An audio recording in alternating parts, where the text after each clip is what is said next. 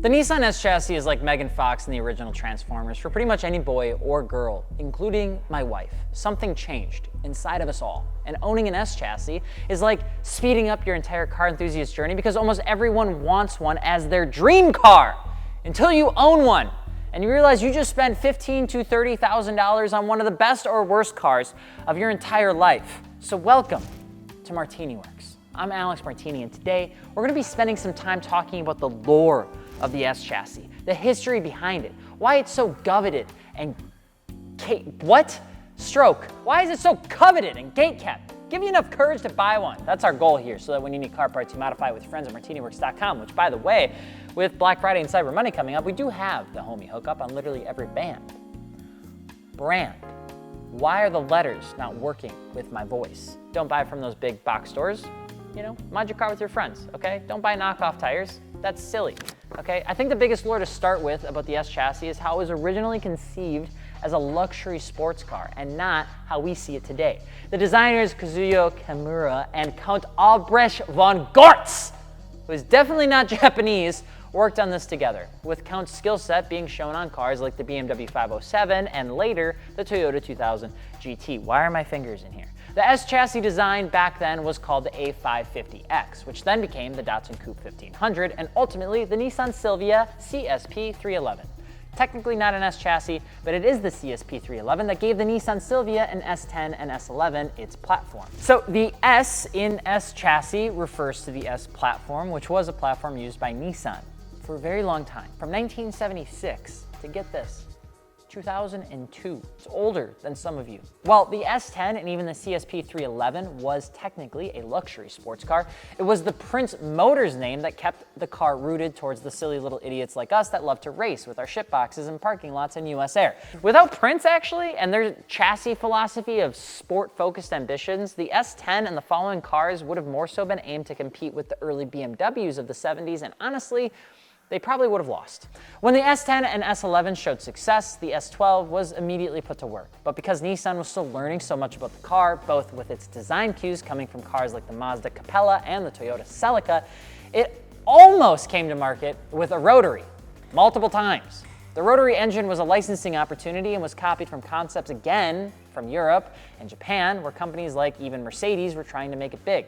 Rotary engines of the 70s were like Litecoin in 2017. When the S10 came to the United States, though, it came as the Datsun 200 SX, had a slightly larger engine. And what people typically don't know is that Nissan didn't want to use their own name in the United States because of a very small, very uneventful, small conflict of interest in the 40s that ended abruptly in 1945. So instead of using Nissan, they used Datsun as a shield, because if it didn't work, Nissan's name would have been unaffected. It wasn't until 1986 that the Datsun name was sunsetted by Nissan in the United States fully. But the S30 Datsun isn't an S-Chassis, but the S110 is. Why Nissan chose to name their cars like the S110 as a Silvia, the 240 RS, the 200 SX, the 180 SX, the Datsun Silvia, the Datsun Sakura is why companies can be in a business full-time just selling Nissan parts, because it was out of control. The Silvia was dubbed the 200 SX in North America, bumper guards and all. And one of the main reasons of this was for two big reasons. Right, emissions and reliability. Nissan had learned from their Datsun friends, like Mr. K, that cars sold in the United States could not perform or be tuned similar to that in Japan. The average American drives 2 times as much, and the natural speeds of the highways were about 45% faster on public roads at the time. And it's one of the many reasons that these cars started going down the path of weird motors that had a more linear torque curve, aka naturally aspirated, and the more fun turbocharged options that were worse for the environment stayed on the island across the ocean. When the S12 came to the world from 1984 to 1988, the biggest thing that came from it was the independent rear suspension design, along with the support of turbocharged engines, and that was due to folks like Paul Newman racing his 200 SX, the Group B 240 RS, and probably the most iconic design of all time, the super silhouette S110 Silvia race car drivers. Those cars look like the cars I drew on my math book, born from the FIA Group 5 racing. Okay, the L20B engine actually allowed Nissan to use its race-only turbocharged 16-valve LZ20B at the time that had more horsepower than a Formula One car at the time. All of that was happening, and Nissan said, we should turbocharge our street cars. And the history is what spawned the very confused S12. The people that thought it was an AE86. It had pop-up headlights, it had 3 different engines, and is beloved only because it lost to the giant shadow that Toyota had at the time. The variants of the S-Chassis never really went away. Silvia saw a notchback design, the Gazelle saw a liftback in Japan, and America kept the 200SX name. The Group A S12 was another car that taught Nissan that an affordable sports car can and should exist for everyday folks, which spawned what many folks would argue is the best chassis of all time, the S13. Now this car was iconic. Nissan had joined into proper competition and racing across the globe, and the S-Chassis platform was at the heart of most of it. Cheaper than the future GTR platforms, this was the people's car when it came to motorsports. Nissan would introduce a model hierarchy based on your deck of cards, J standing for Jack or their base model, Queen being for their mid-tier, and King being for their high spec. Now the S13 itself in Japan saw a bunch of incredible engines like the CA18 DET, the SR20 DET, along with Americans getting their KA24 non-turbo option because of what we talked about before. Now J's were our bases, Queens got the electric upgrades and an optional LSD, and the Kings received turbocharged engines and all the upgrades of the Q models. The continued introduction of a multi-link rear suspension and four-wheel steering were all built off the success of racing that Nissan had left feeling kind of like king of the streets. And it was rightfully deserved. The amount of money that Nissan was making at this time was insane. Now variants did change, like the liftback variant being killed and spun into a new model called the 180SX, leaving only the notchback coupe. The 180SX itself was sold as a fastback coupe, and it was a sister model to the Silvia, but it wasn't in the same family. It was given a different designation. It was only sold in Japan. It has the pop-up headlights and a fastback roof with a liftgate, and it also has a 1.8-liter turbo that we mentioned, dubbed the 180SX. Companies like Greddy, Cusco, all those brands, like they took this car to the moon and back. Companies like HKS built 7-second cars out of the 180SXs. We think the car is really only meant for drifting, but in the 80s and 90s, these cars were dominating almost every kind of grassroots event. And the S14 did that and everything else. It had an improved track stance to make it a little bit wider, more influence from the growing Skyline family, 5-lug wheels, and because it was rounder, a lot of people thought it was fatter, even though it really wasn't.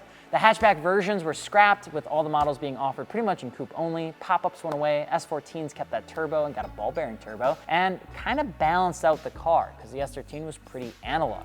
Now, one of the biggest and most confusing things about S-Chassis lore is the fact that they all have a billion different names. Hearing somebody who's owned multiple Nissan S-Chassis can be very confusing, but because of how long these cars ran, design updates made by Nissan caused a waterfall effect pretty much across the globe. Not only did you have different versions of this car in America and Mexico and New Zealand and Japan and everywhere else, but now you have small changes that impacted the overall design of the car. So people started to break up the cars by clever design names like Koki and Zenki, and there's also a middle version as well. And while all that was happening, different countries got slightly different versions that all technically worked with other country versions, so people started to go wild with changing out front and rear clips, changing out bumpers and side skirts and wings and aero and everything pretty much under the sun, and it caused this explosion of nicknames of different types of S-Chassis cars. And if you would like to know what those nicknames are, Brent will put them over my face right now. While all that was happening, the RSR S14 was dominating cars again against the NSX Supras and other Japanese supercars.